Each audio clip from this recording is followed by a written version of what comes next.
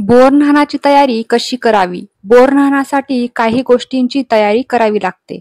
बाळासाठी काळ्या रंगाचा ड्रेस किंवा कुर्ता. यामध्ये आपल्याला हलव्याचे दागिने घ्यावे लागतात. तसेच बोरं, संत्री, गोळ्या, छोटे बिस्किट बॉक्स, तिळगुळ, फुटाणे, उसाचे तुकडे. बाळासाठी हलकासा मुकुट फोटो काढण्यासाठी. तसेच बोरन्हाण हे कधी करावे?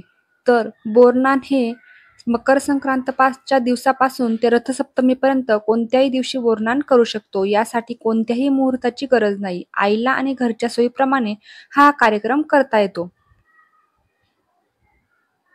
तसेच बोरन्हाण कसे करावे? लहान आणि आजूबाजूच्या लहान मुलांना बोलवा.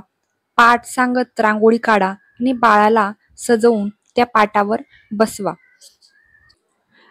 बोरन्हाण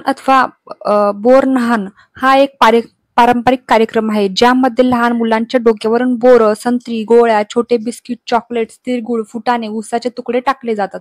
हा कार्यक्रम मुलांच्या आरोग्यासाठी आणि त्यांच्या आनंदासाठी